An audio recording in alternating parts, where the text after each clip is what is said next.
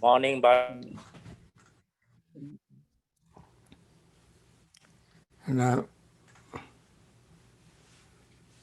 ready for, that is the one I forgot to do yesterday. I simply clicked on that. Oh, well, Prashant was supposed to do that Yeah. part. Okay. He did that? I think he did everything. Okay. Okay, let us begin with metta now. May all beings be happy and secure. May all beings have happy minds. Whatever living beings there may be, without exception, weak or strong, long, large, medium, short, subtle or gross, visible or invisible, living near or far, born or coming to birth, may all beings have happy minds. Let no one deceive another, nor despise anyone anywhere. Neither from anger nor ill will should anyone wish harm to another. As a mother would risk her own life to protect her only child, even so towards all living beings, one should cultivate a boundless heart. One should cultivate for all the world a heart of boundless loving friendliness, above, below, and all around, unobstructed, without hate or resentment, whether standing, walking, sitting, lying down, or whenever awake. One should develop this mindfulness. This is called divinely dwelling here, not falling into erroneous views, but virtuous and endowed with vision, removing desires for sensual pleasures. One comes never again to birth in the womb. With this metta thought, as usual, we begin our practice. By now, I hope most of you who have been attending these sessions, even not even from the beginning of March 23rd, I think we started it, from that, or even some who joined later on. By now, they all might remember the beginning instructions of our sessions, our meditation. That don't change. So let us focus our mind on our breath as we breathe in and out. We notice the breath touching our nostrils, and we continue to inhale. Our lung area expands, lower abdominal area expands. As we breathe out, lower abdominal area contracts, chest area contracts, the breath leaves our nostrils. These three functions, when we are inhaling and exhaling, take place all the time. And that continues to repeat every time we breathe in and breathe out.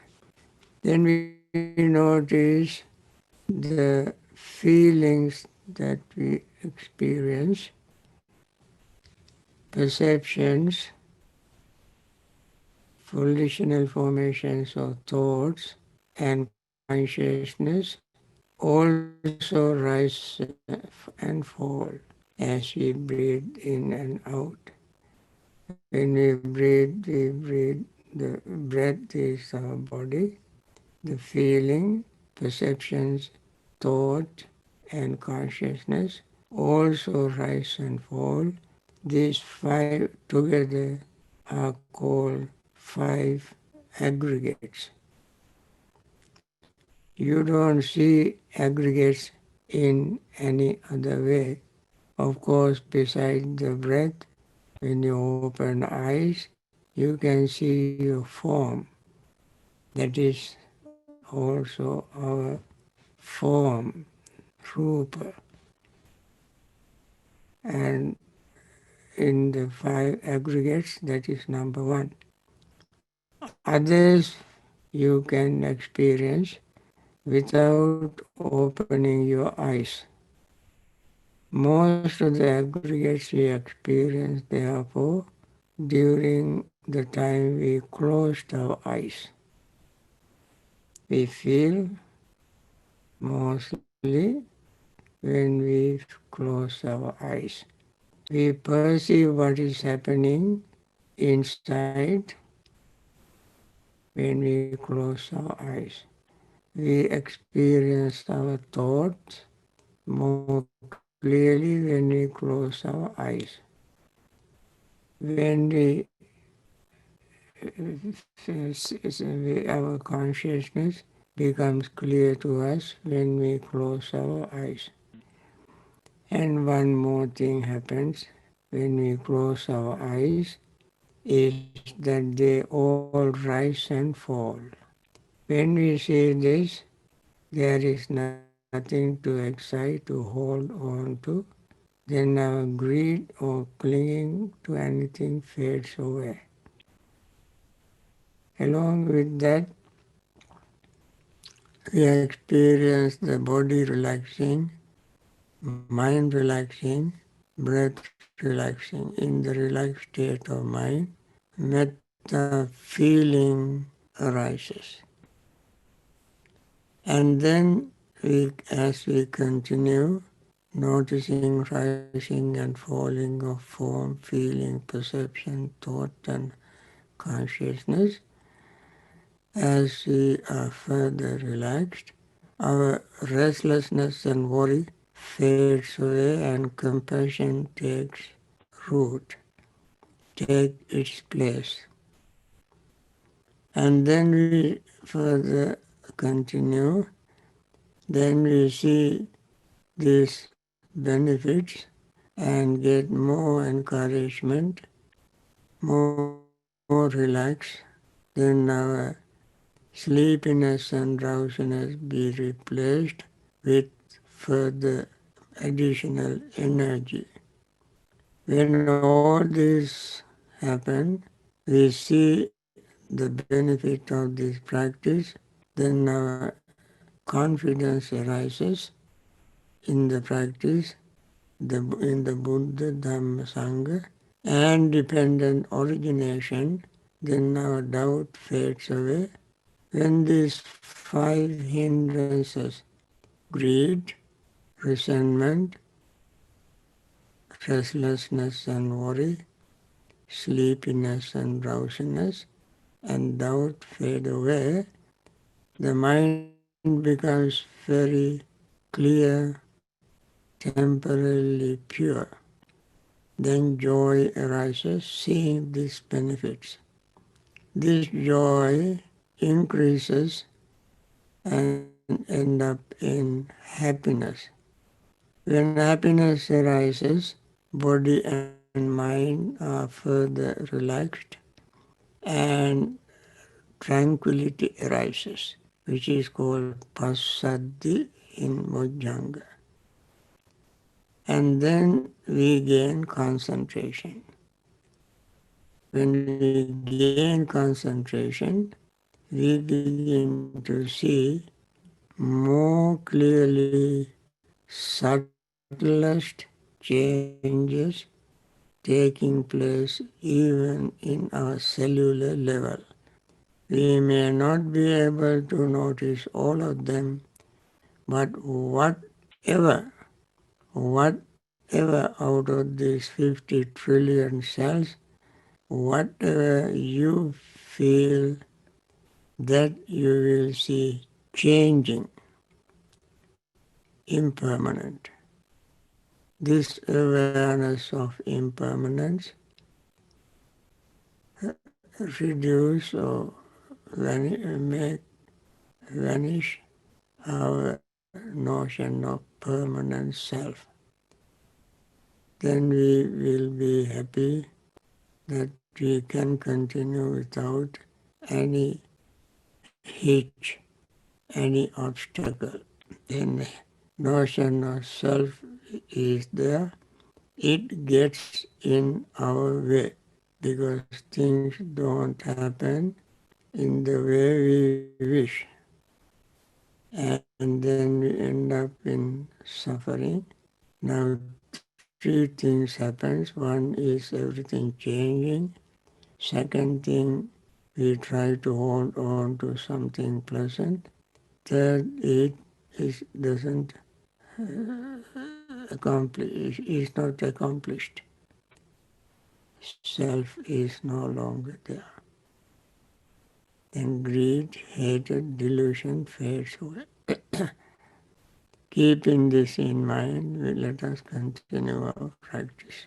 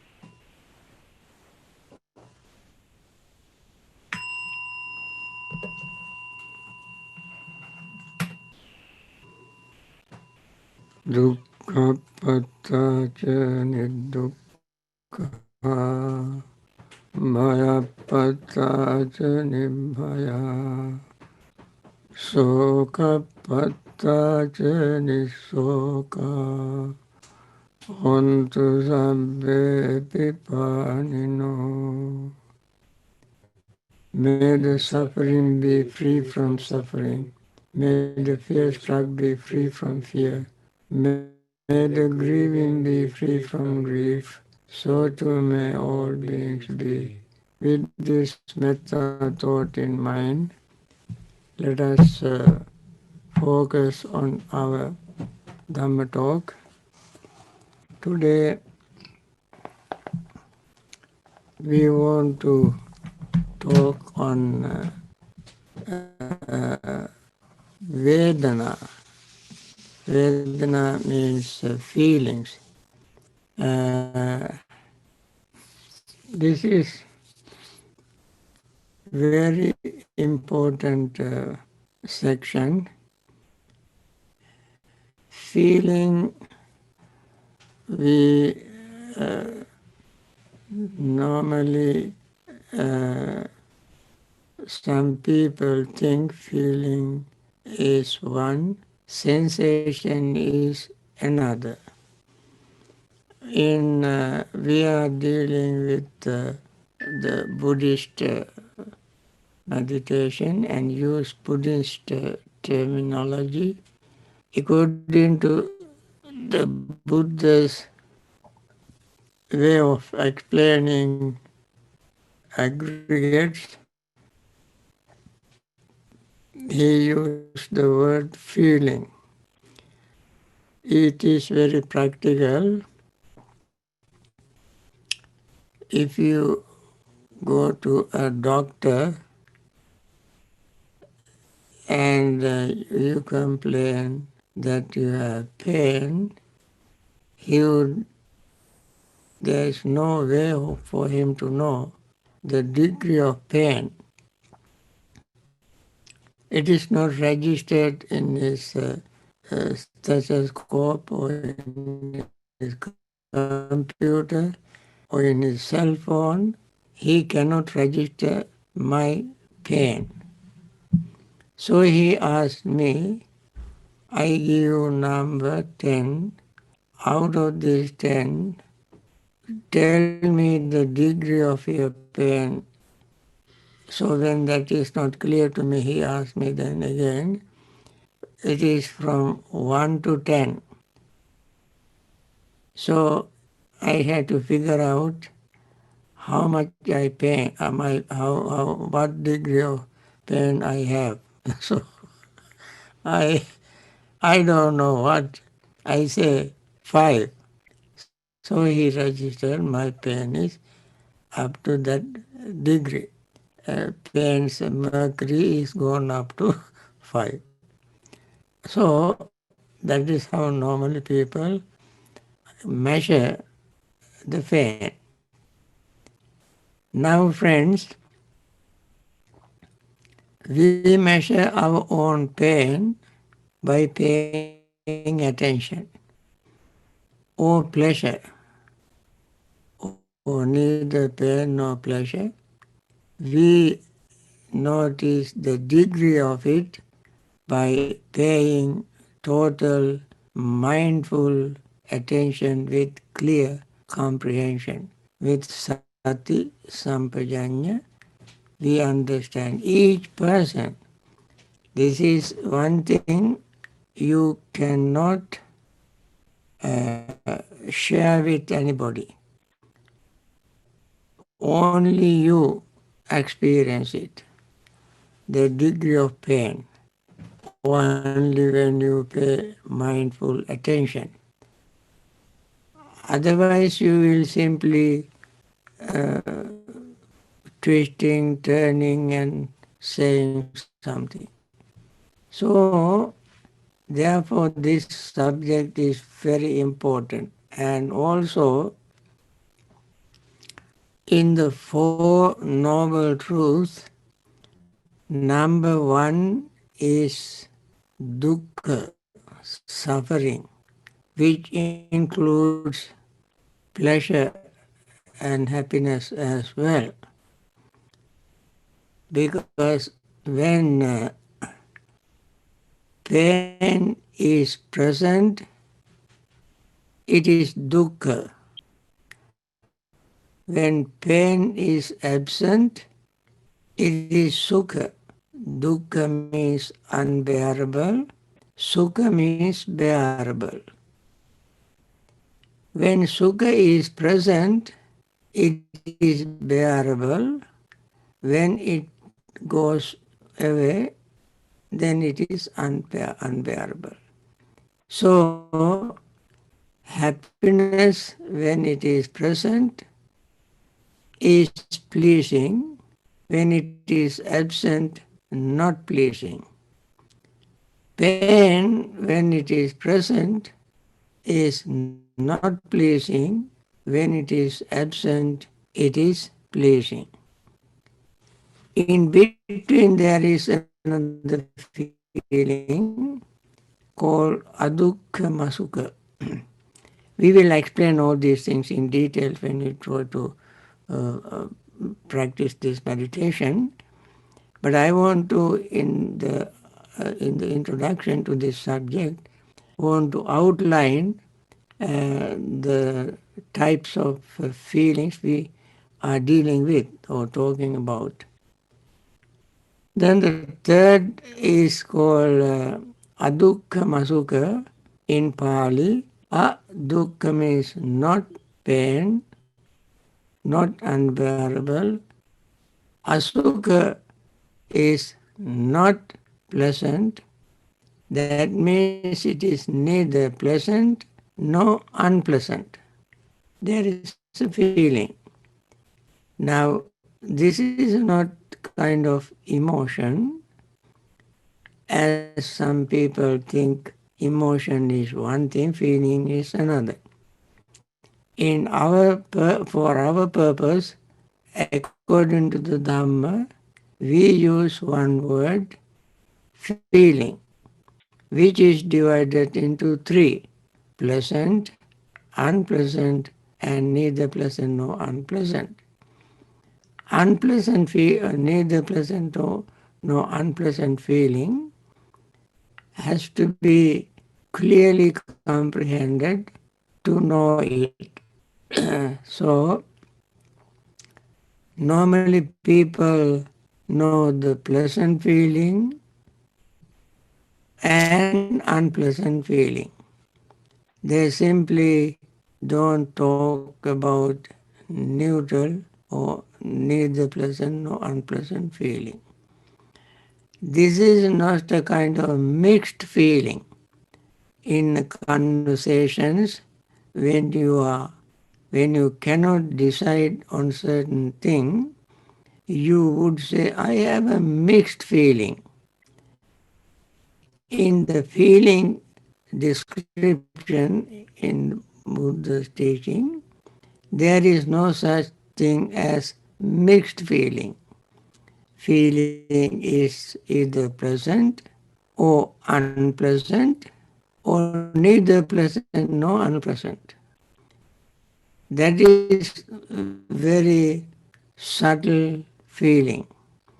Neither pleasant or unpleasant feeling, since it is not that clear, Buddha has given a simile for us to understand using, many intelligent people can understand certain things through similes, examples, parables. In order to make this neither pleasant nor unpleasant feeling, therefore, the Buddha used a simile.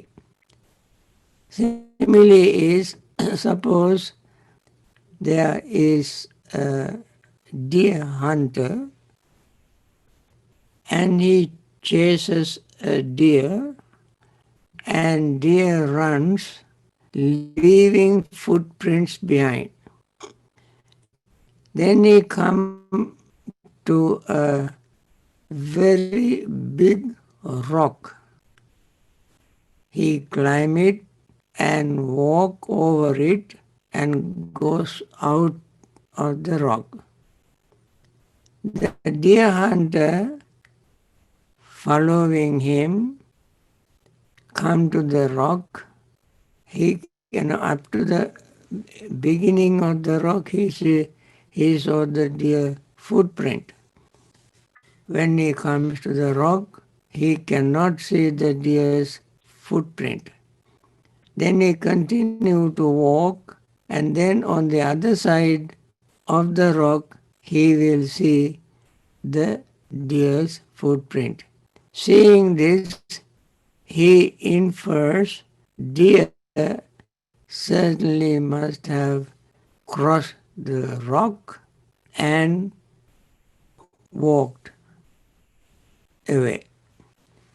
Similarly, this is the simile. Since the neither pleasant nor unpleasant feeling is not very clear, we have to understand it through this simile. That means when there is a pleasant feeling and painful feeling, in between there is a feeling. That feeling is not very clear, just like the footprint of the deer on the rock, but there is a feeling. And this feeling, when we have wisdom, insight, clear comprehension, we can use this neither pleasant nor unpleasant feeling for our meditation and also ultimately to get rid of our notion of I. I will explain that how it happens. If we do not have clear comprehension, mindfulness and clear comprehension, when the neither pleasant nor unpleasant feeling arises, people get confused. That is called avijja, ignorance. When mindfulness and clear comprehension is present, he will not have this avijja. Not only that, he also will be able to overcome his notion of I. So, now let us take, first I want to explain this, what we have in the discourse. I take one of them at a time. Here, when feeling pleasant feeling, a bhikkhu understands, I feel pleasant feeling. We take that. When feeling pleasant feeling, the meditating person understands that there is pleasant feeling. Mindful meditator does not think in terms of I. He doesn't think or say, I feel pleasant feeling. He simply becomes aware of pleasant feeling. Without personal involvement, without thinking I think in all these discourses I mentioned that we should not use the word I when we practice it.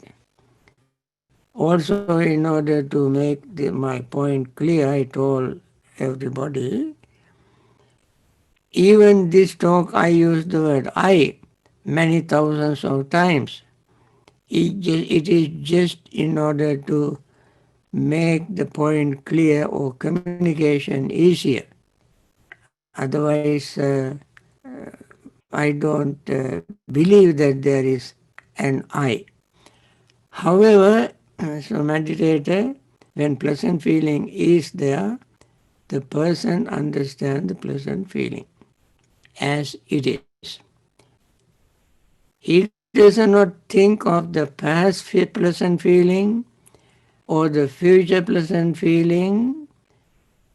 He doesn't think I had a pleasant feeling, I will have pleasant feeling. He doesn't think that way. He simply pays attention to the feeling that he experiences. Now, the feeling arises because of contact. We studied it from dependent origination. When two things when two things come together, consciousness triggers at that very instant and contact arises that moment. That moment, feeling arises.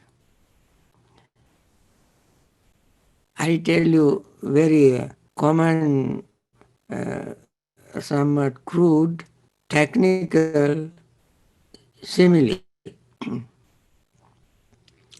When you drive a car,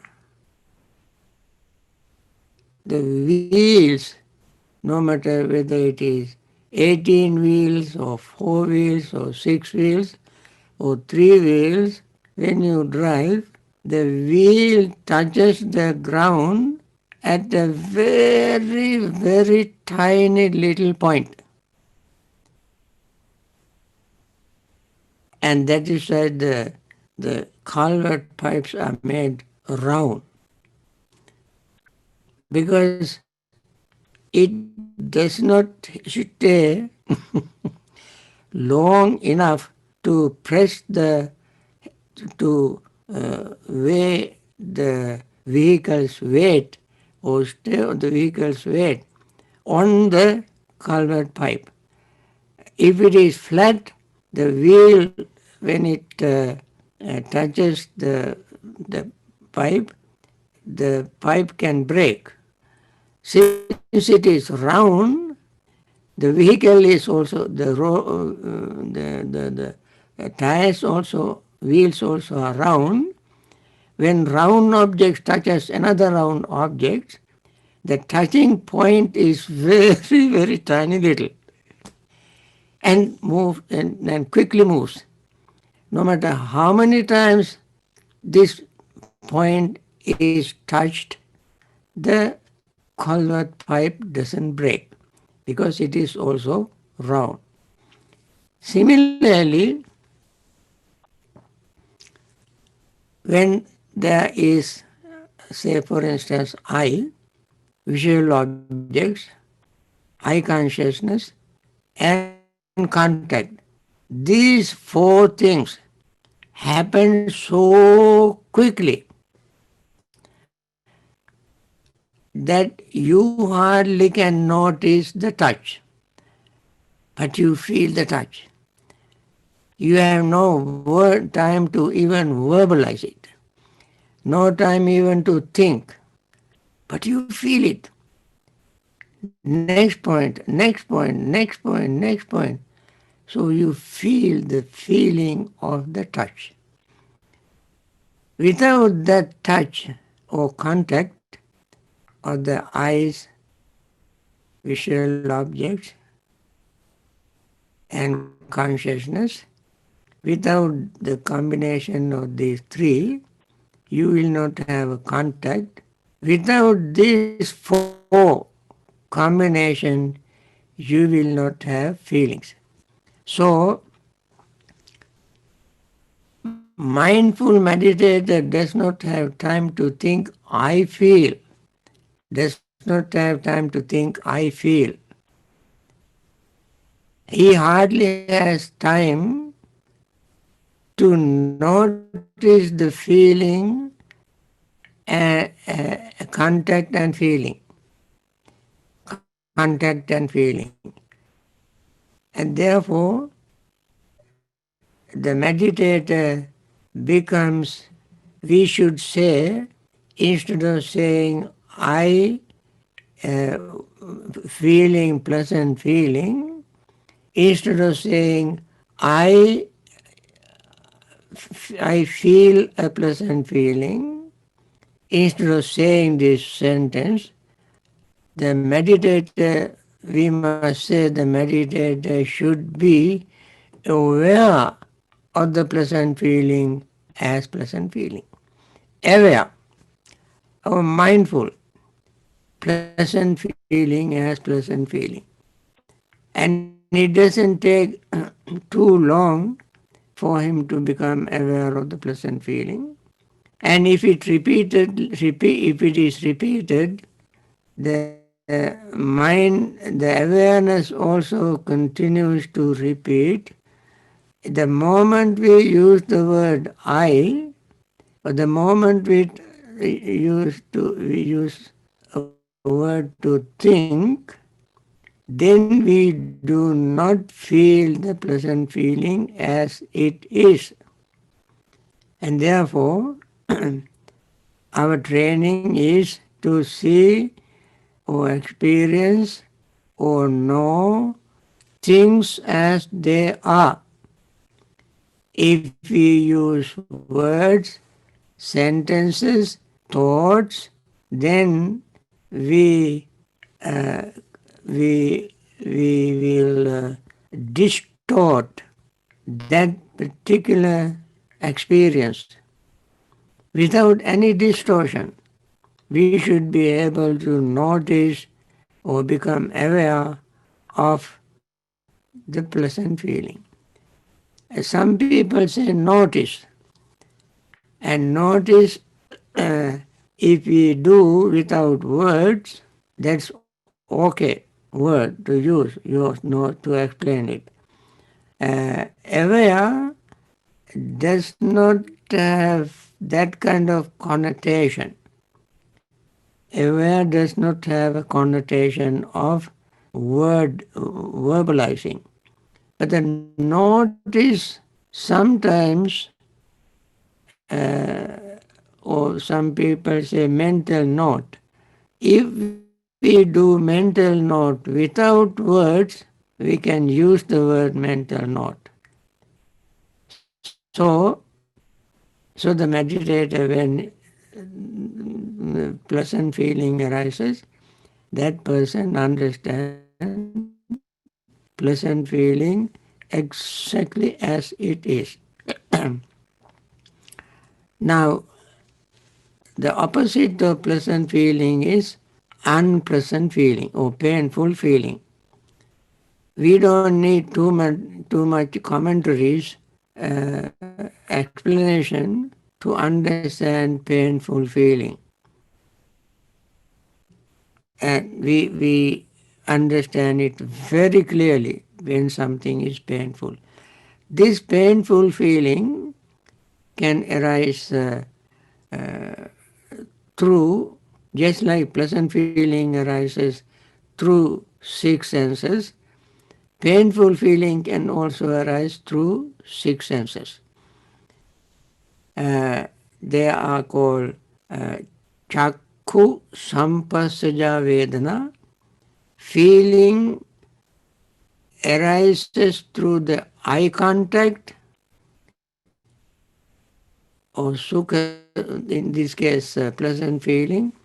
Pleasant feeling arises through the eye contact, pleasant feeling arising through the ear contact, pleasant feeling arising through the nose contact, pleasant feeling arising through the tongue contact, pleasant feeling arising through the body contact, and the mental feeling or feeling of them arises through mind contact,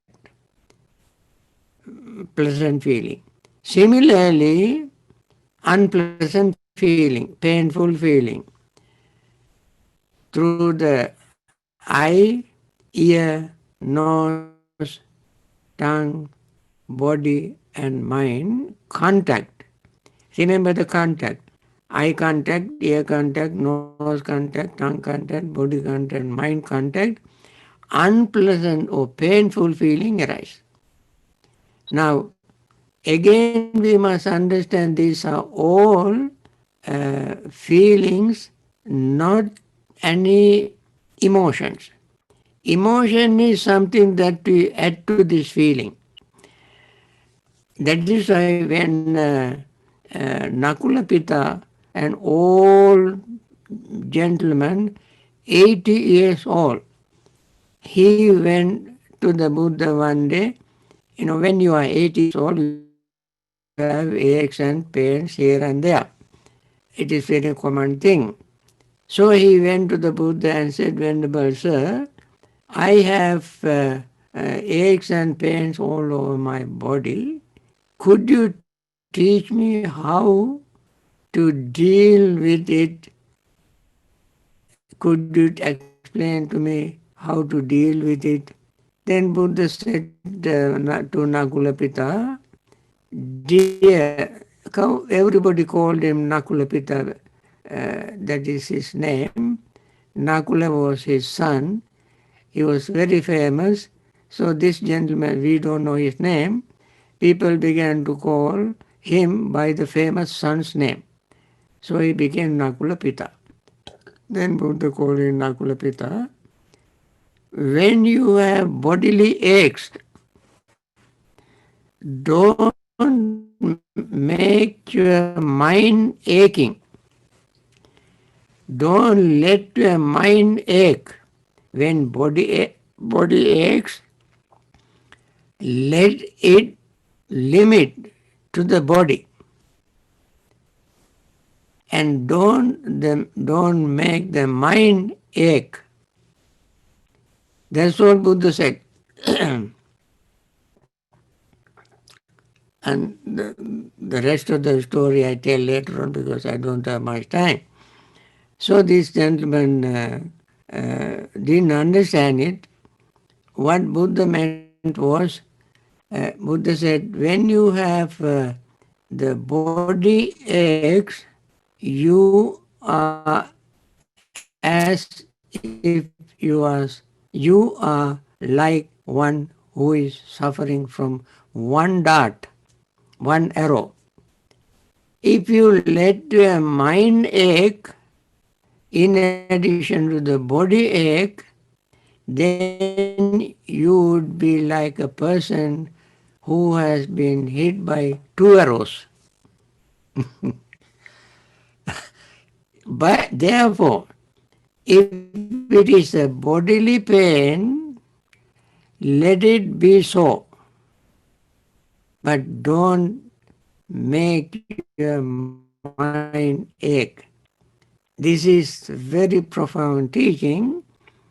Then Nakulapita, of course, just like all people like me, comprehension is very poor. He left with paying respect to the Buddha, and he looks very delightful. And then he met Venerable Sariputta. And Sariputta asked him, Nakulapita, you seem to be very happy today. How come? He said, I met the Buddha. Did you have any conversation? Oh, yes, I had a conversation. I asked him this question. He gave me this answer, but I don't understand it. Could you explain to me? Nakulapita, you are asking me to explain it? You should have asked the Buddha when you were there. Venerable said, I'm out of respect for him. He also is 80 years old. I don't want to trouble him. And could you explain it to me? Venerable Sariputta said, okay, I explain to you. I give you Sariputta's explanation next time. Now, I think my time is up. I want to end this session with sharing metta again with everybody. We started with the metta, wishing everybody peace and happiness. We have come to know that there are many more people suffering from COVID-19. Their number doesn't decrease. It is, all of you know, it is increasing through the media. Otherwise, I don't know. The media reports that COVID-19 patients number is increasing. And we want to wish them recover very quickly and return to their normal healthy life and live long in very good health, to practice Dhamma and understand the true nature of life and liberate themselves from suffering forever.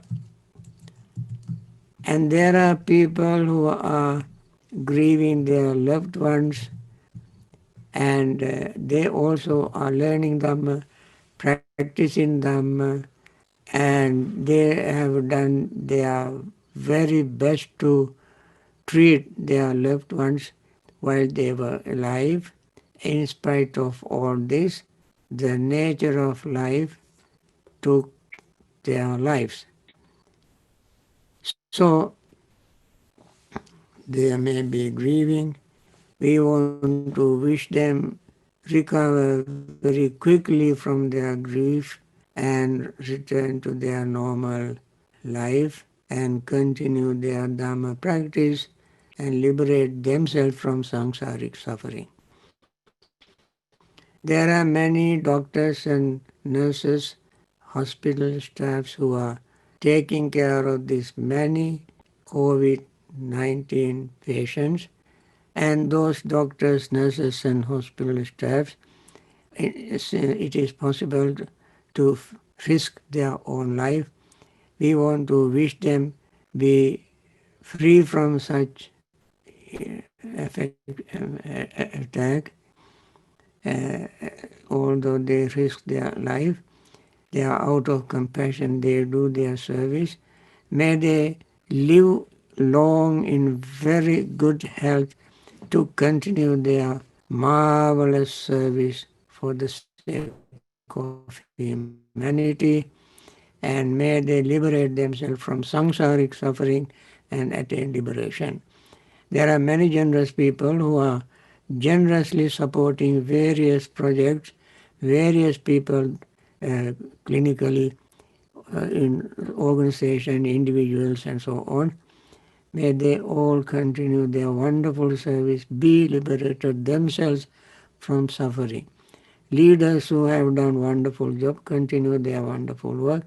Other leaders who have not done yet uh, their part, they may be trying in their own way, and we want to wish them to be patient, to have courage, understanding and determination, and wisdom to make right decision, wise decision to help all these people. With this, I want to end this morning's session.